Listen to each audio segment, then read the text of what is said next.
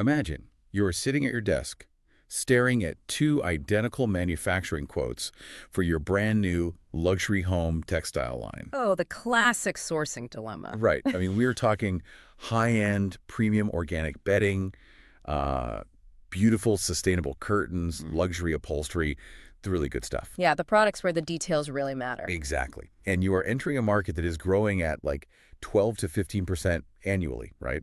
Customers are happily paying a 30 to 50% premium for that certified organic label. Which is a massive margin. It is. So you have these two suppliers on your desk. One is in Vietnam and one is in Bangladesh. Okay. And they're offering the exact same competitive upfront price. They both claim, the exact same global organic certifications. Everything looks equal. But, and this is the scary part, pick the wrong one.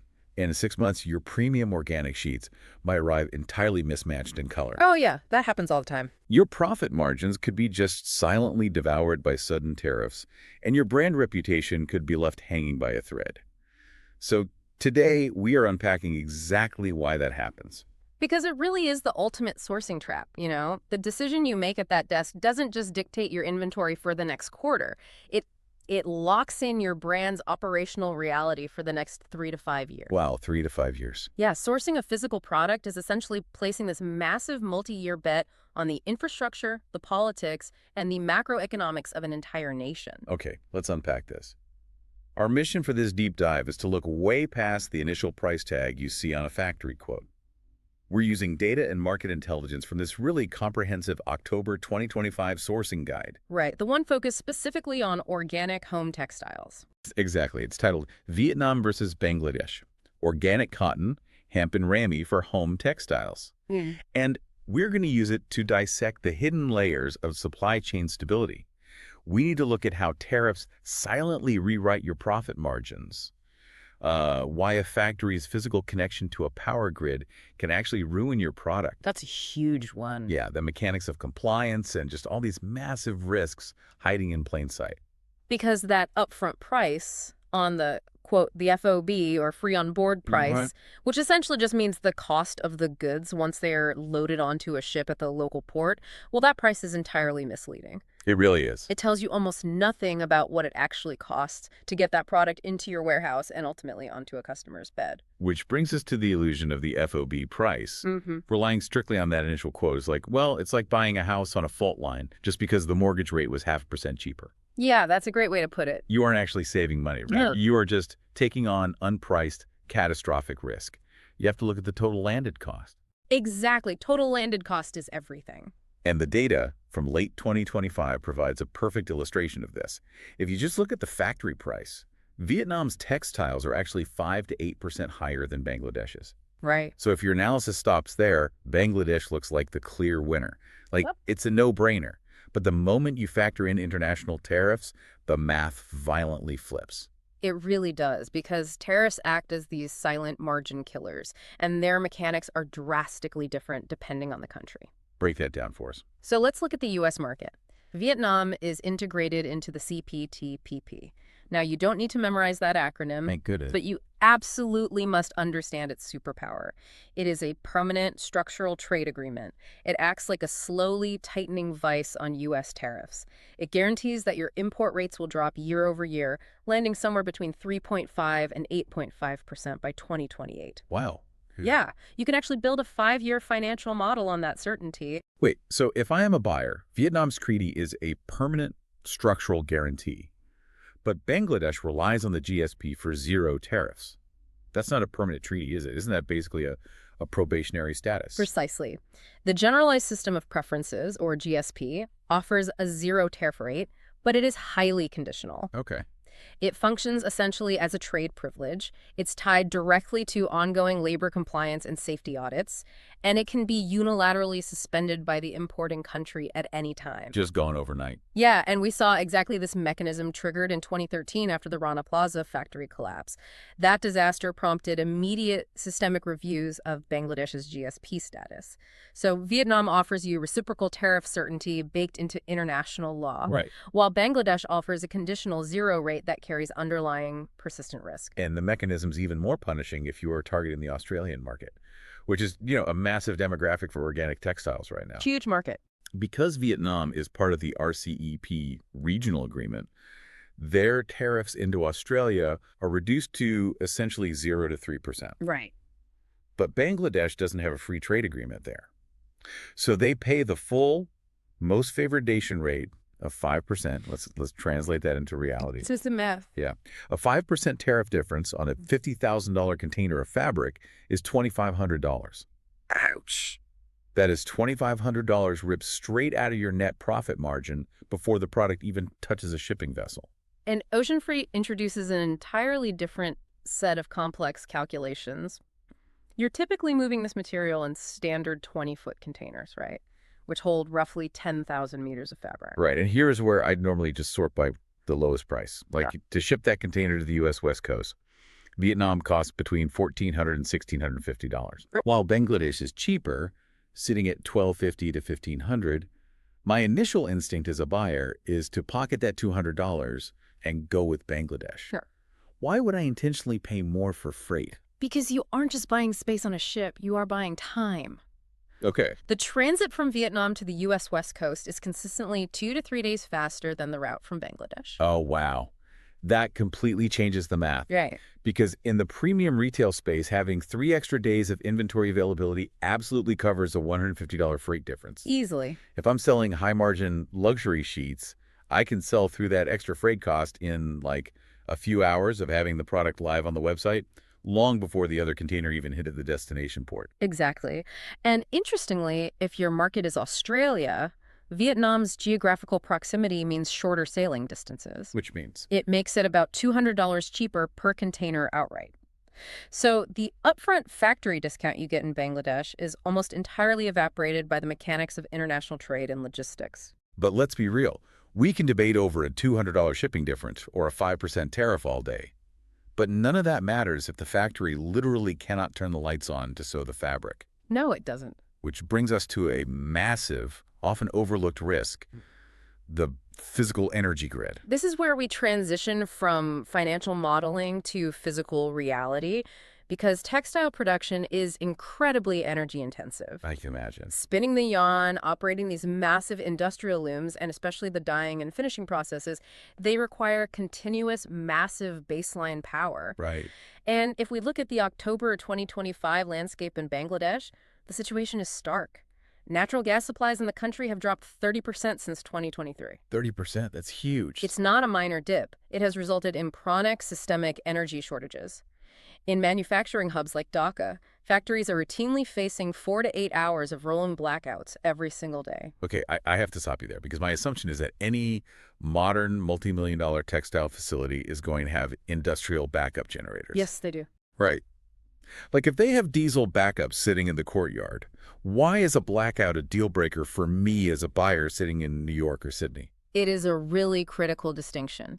Yes, the mills in Bangladesh utilize massive diesel generators, and they are currently running them for 8 or more hours a day just to bridge the gap. Okay. But let's look at the mechanism of what happens when the grid actually goes dark. First off, running those generators adds an unexpected $30 to $50 per production cycle. Okay, but honestly, Yeah. if they slap a $50 diesel surcharge on my $50,000 invoice, it's annoying, but I can eat $50. You could eat the $50, but you cannot eat the ruined fabric. Wait, what? Because here's what the diesel surcharge doesn't tell you. If we connect this to the bigger picture, the transition from grid power to generator power is not seamless. Okay. There is a momentary drop in voltage. And in textile manufacturing, especially during the organic dyeing process, the dye vats require absolute continuous thermal stability. Oh, I see where this is going.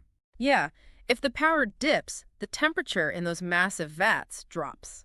And when the temperature fluctuates even slightly, the chemical bond between the organic cotton fibers and the dye breaks down or alters. So the color shifts. Precisely. Entire batches of fabric come out half a shade off.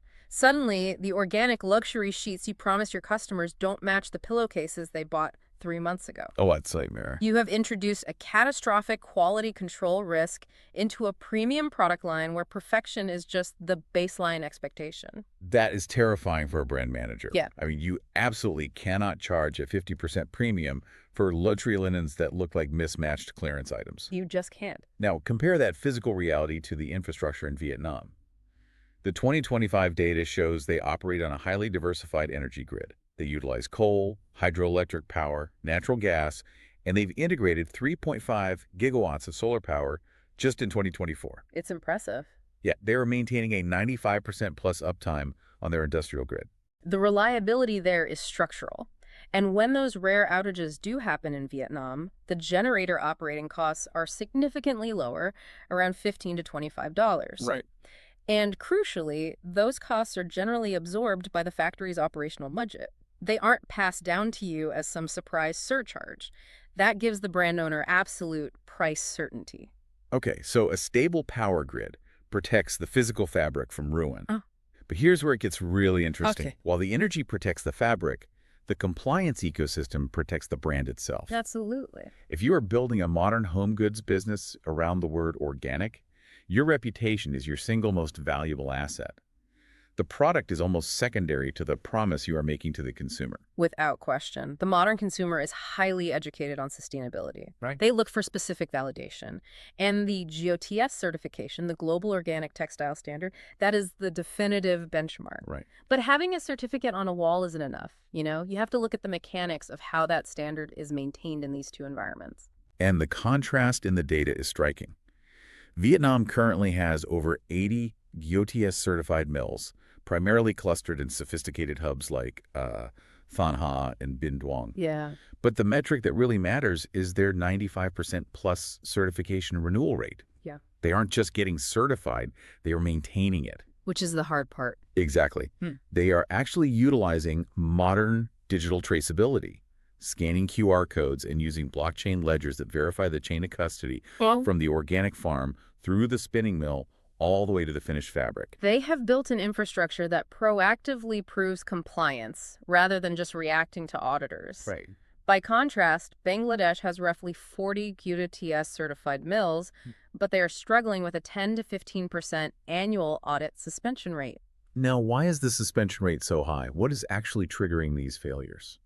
The primary mechanisms for these suspensions are deeply operational. Auditors are finding significant gaps in chemical usage documentation, which means the factories cannot definitively prove how they are treating the fabrics.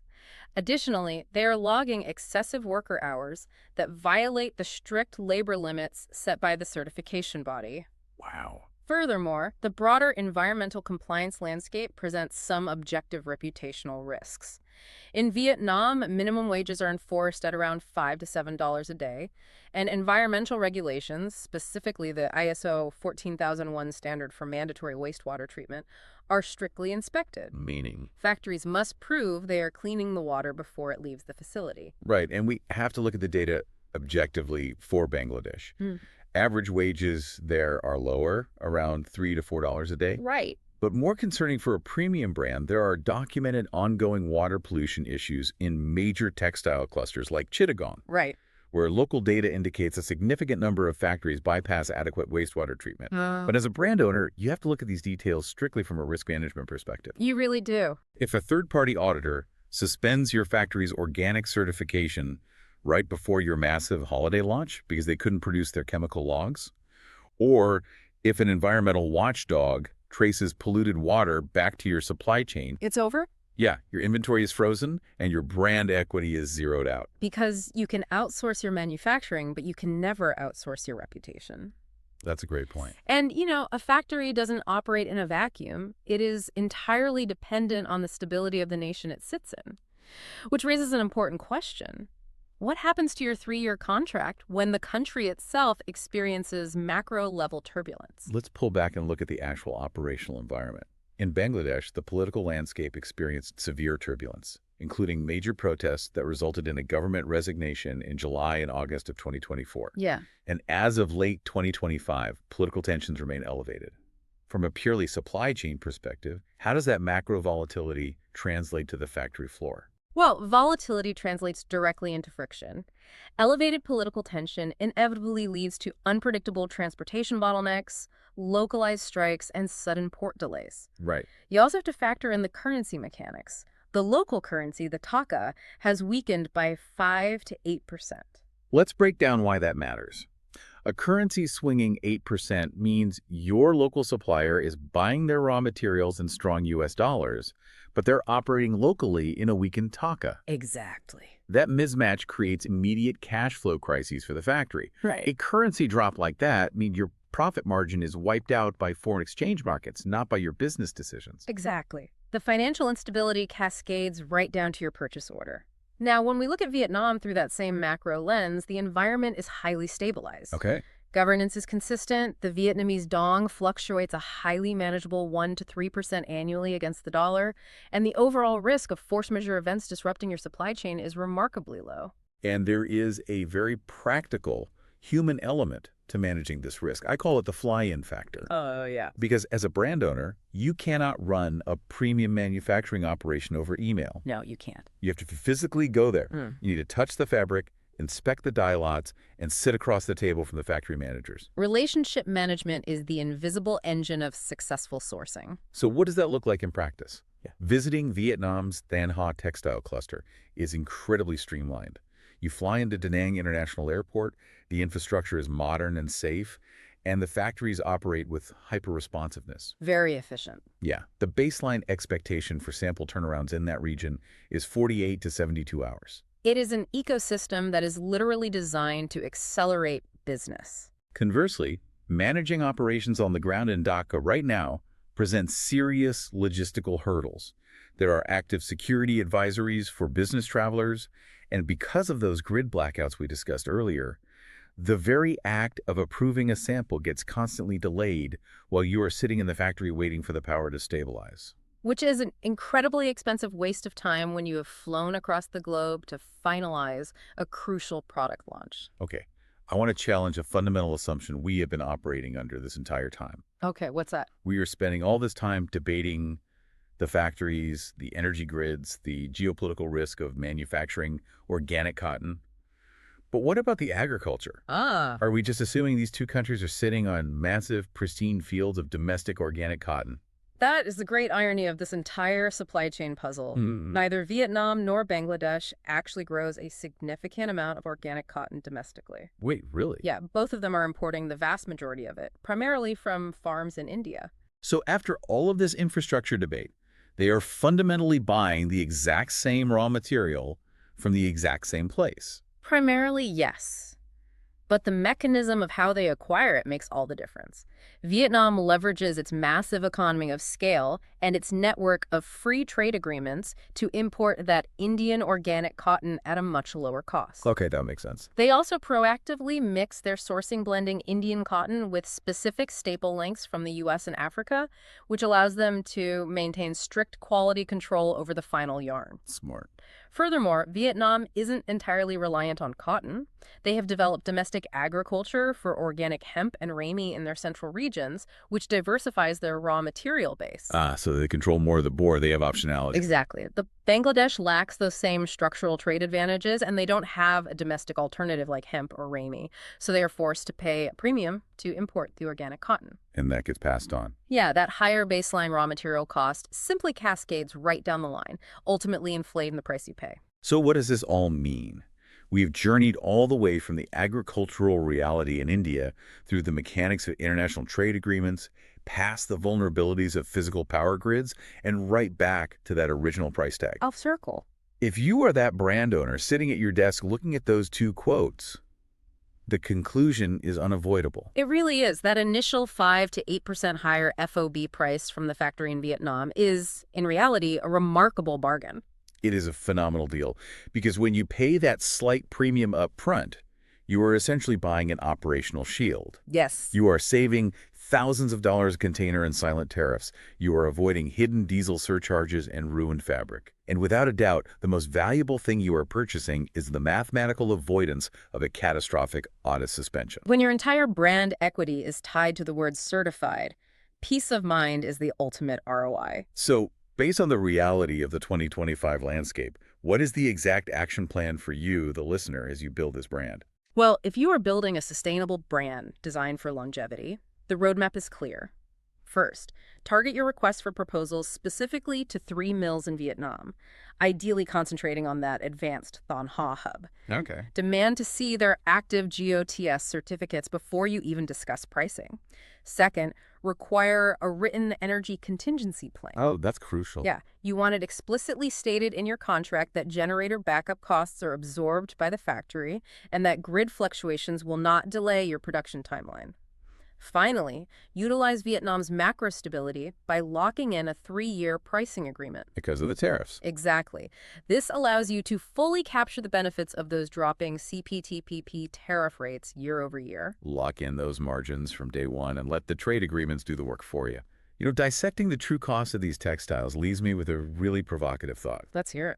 In the premium space, we spend so much marketing energy talking about the carbon footprint of a product. Oh, constantly. We print it on the labels, we build entire campaigns around it.